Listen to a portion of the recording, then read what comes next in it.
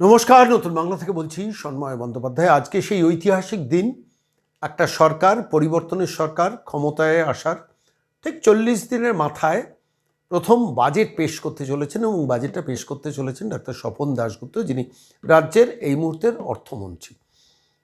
কি বাজেটে থাকতে পারে পর্যালোচনা চলছে, বিশ্লেষকরা আলোচনা করছেন, কিন্তু ডিএ সংক্রান্ত ব্যাপারে নির্দিষ্ট কি ঘোষণা থাকতে পারে, ডিএ সংক্রান্ত ব্যাপারে বকেয়া ডিএ যেটা সরকারি কর্মচারীরা আইনি লড়াইয়ের ফলে পেয়েছেন এবং এই সরকার সেটাকে স্বীকৃতি দিয়েছেন, সেই সংক্রান্ত রিলিফের বাজেটটা ঘোষণা হতে পারে। অর্থাৎ এত কোটি টাকা আমরা বরাদ্দ করছি সমস্ত সরকারি কর্মচারী এবং যারা পেনশনার, যাদের ডিআর রিলিফ, সেই টাকাটা পাওয়ার জন্য নির্দিষ্ট একটা পরিমাণ অর্থ বাজেটে বরাদ্দ করা হতে পারে এবং একটা প্রসেসের মধ্যে পুরো বিষয়টাকে ফেলা হতে পারে। দ্বিতীয় যেটা, সেটা হচ্ছে যে কেন্দ্রীয় হারে ডিএর সঙ্গে যে 42% তফাৎ আছে, সেই 42% তফাৎটাও অনেকটা কিছুটা অন্তত কমিয়ে আনার চেষ্টা হবে এবং নির্দিষ্ট প্রতিশ্রুতি থাকবে যে আমরা ধাপে ধাপে কেন্দ্রীয় হারে যে ডিএটা দেওয়া হয় সেই পার ডিএতে নিয়ে আসবো, আমাদের একটু সময় দিন। কারণ রাজ্যের অর্থনীতির অবস্থাটা এমন একটা ভঙ্গুর জায়গায় গিয়ে পৌঁছেছে, অনেক সামাজিক প্রকল্প সেগুলোর অগ্রগতিকে সুনিশ্চিত করতে হচ্ছে এবং একই সঙ্গে সমস্ত সরকারি কর্মচারী তাদের প্রতি যে দায়বদ্ধতা আছে সেই দায়বদ্ধতাটাকে সম্পূর্ণ করতে হবে। এবং পাশাপাশি যেটা আরও একটা গুরুত্বপূর্ণ দিক এই ডিএতে, এই বাজেটে ঘোষণা হতে পারে, সেটা হচ্ছে রিক্রুটমেন্ট সংক্রান্ত ব্যাপারে রাজ্য সরকার কী পলিসি নিল। পুলিশে সংখ্যা বৃদ্ধি, স্কুল শিক্ষকের সংখ্যা বৃদ্ধি এবং ধাপে ধাপে স্কুল সার্ভিস কমিশন এবং নিয়মিত প্রতি বছর রিক্রুটমেন্ট করা এবং নির্দিষ্ট একটা পলিসি মেনে রিক্রুটমেন্ট করা, স্বচ্ছতার সঙ্গে ট্রান্সপারেন্সির সঙ্গে রিক্রুটমেন্ট এই ধাপে এইভাবে হবে, তার নির্দিষ্ট ঘোষণা থাকবে। কিন্তু আবারও বলছি, সরকারি কর্মচারী, অবসরপ্রাপ্ত কর্মচারী একদিনের সমস্ত কিছু এই বাজেট প্রত্যাশা পূরণ করবে আমিও ব্যক্তিগতভাবে বিশ্বাস করি না, তার কারণ সম্ভব নয়। কি সম্ভব যেটা আমি আবারও বলছি, 2008 থেকে 2018 পর্যন্ত যে ডিএ সংক্রান্ত আইনি লড়াইটা চলেছেন এবং সেই আইনি লড়াইয়ের পর সেটাকে স্বীকৃতি দিয়ে তার জন্য নির্দিষ্ট পরিমাণ অর্থ বরাদ্দ এই বাজেটে হবে আর কেন্দ্রীয় হারের সঙ্গে ডিএর ফারাকটাকে মিটিয়ে অনেকটা কমিয়ে আনা হবে। পুরোটা কমানো যাবে না আমি নিজে বিশ্বাস করি। আমার নিজের মনে হয়েছে আজকে এই প্রতিবেদন যখন পেশ করছি তার কিছুক্ষণের মধ্যেই ডাক্তার স্বপন দাশগুপ্ত বাজেট পেশ করতে আসবেন।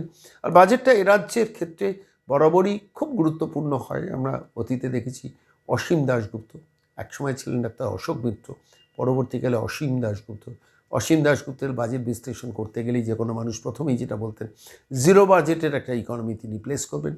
অমিত মিত্র প্র্যাকটিক্যালি মমতা বন্দ্যোপাধ্যায়ের সরকারের থেকে প্রথম 2011 থেকেই তিনি অর্থমন্ত্রী হয়েছেন, কিন্তু এই রাজ্যে সবথেকে বেশি অর্থনৈতিক ক্ষতি যার হাত দিয়ে হয়েছে সেটা অবশ্যই মমতা বন্দ্যোপাধ্যায় এবং অমিত মিত্র। এই ক্ষতিটা কিন্তু অসীম দাশগুপ্ত করতে পারেননি। হয়তো অর্থনৈতিক অগ্রগতি উন্নয়নটা করতে পারেননি, কিন্তু অমিত মিত্র মমতা বন্দ্যোপাধ্যায়ের জুটি বাংলার অর্থনৈতিক ব্যবস্থাটাকে ভেঙে তছনছ করে দিয়েছে। আর একই সঙ্গে তছনছ করেছেন সরকারি কর্মচারীদের অধিকার। আর সেই সরকারি কর্মচারীদের অধিকারে আইনি লড়াই লড়তে গিয়ে কয়েক কোটি টাকা এই রাজ্য সরকার খরচা করেছে, যেটা বর্তমান সরকার, পরিবর্তনের সরকার পরিষ্কারভাবে বলে দিয়েছেন যে আমরা লিগ্যাল প্রসেসের থেকে রাজ্য সরকারকে বার করে আনব। অর্থাৎ আইনি লড়াই লড়ে সরকারি কর্মচারীদের অধিকার কাড়ার যে কাজটা, সেটা থেকে বর্তমান সরকার বেরিয়ে আসবে। এটা খুব উল্লেখযোগ্য একটা দিক। আমার বারবার একটা জিনিস মনে হতো, আমি অতীতে আপনাদের সামনে বলেওছি, যে টাকাটা দিয়ে আইনি লড়াই লড়িয়ে মনু সিংভি কিংবা কপিল সিব্বালদের পেছনে যে টাকাটা খরচা করেছেন, কিংবা শ্যাম দেওয়ান, মানেকা গুরুস্বামীদের পেছনে যে টাকাটা খরচা করেছেন, সে কয়েকশো কোটি টাকা, সেই টাকাটা দিয়ে যারা অবসর নিয়েছেন সরকারি কর্মচারী, যাদের জীবনের শেষ প্রান্তটা কাটাচ্ছেন, তাদের ডিএ রিলিফটাকে মিটিয়ে দেওয়া যেত। বলা যেতে পারত যে সরকারি কর্মচারী যারা আপনার চাকরি করছেন তাদেরটা স্টেপ বাই স্টেপ আমরা এগোবো। আইনি আদালতের পেছনে খরচা না করে আমি যদি অবসরপ্রাপ্ত কর্মচারীদের স্বার্থটা দেখতাম, দেখেননি মমতা বন্দ্যোপাধ্যায় অমিত মিত্র গোষ্ঠী, পরবর্তীকালে অমিত মিত্র তো বাড়িতে বসে গেলেন, চন্দ্রিমা ভট্টাচার্য বাজেট প্লেস করতেন, কিন্তু আদতে সেটা অমিত মিত্র করতেন। সমূহ সর্বনাশ করে দিয়েছেন 15 বছরে।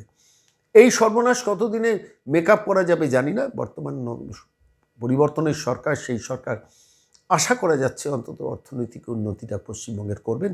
কিন্তু অবশ্যই দাবি থাকবে সাধারণ সরকারি কর্মচারী, অবসরপ্রাপ্ত কর্মচারীদের পক্ষ থেকে, যে সরকারি কর্মচারী যারা সরকারটাকে চালায় তাদের স্বার্থ এই সরকার দেখুক, এবং অবশ্যই অবসরপ্রাপ্ত কর্মচারীদের রিলিফ সব থেকে আগে মেটানোর ব্যবস্থা করা হোক। আশা করি সে সরকার সেই পথেই হাঁটবে। আর কিছুক্ষণের মধ্যেই হয়তো বাজেট প্লেস হবে, অথবা এই প্রতিবেদন যখন দেখছেন হয়তো সরকার বাজেট প্লেস করতে শুরু করেছে।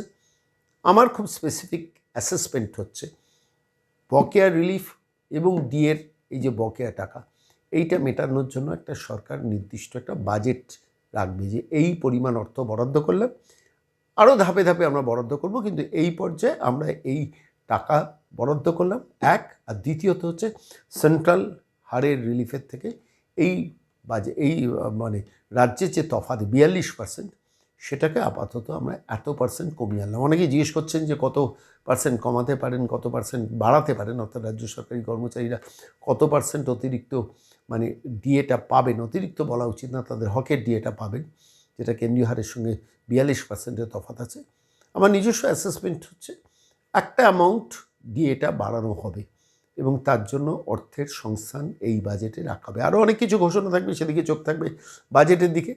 এক্সপেকটেশনটা কী সরকারি কর্মচারী, এবং অবশ্যই আমার এক্সপেকটেশন হচ্ছে সব থেকে আগে এক্সিস্টিং সরকারি কর্মচারীদের থেকেও অবসরপ্রাপ্ত প্রত্যেক সরকারি কর্মচারী, তাদের বকেয়া, এবং অবশ্যই একই সঙ্গে গ্র্যান্টি নেডের আন্ডারে যারা আছেন বা আন্ডারটেকিংয়ের আন্ডারে যারা আছেন, তাদের ডিএ সংক্রান্ত এই বকেয়া ডিএটা কতটা মিটিয়ে নেওয়া যায় সেই দিকে সরকার নজর রাখবে আশা রাখছি।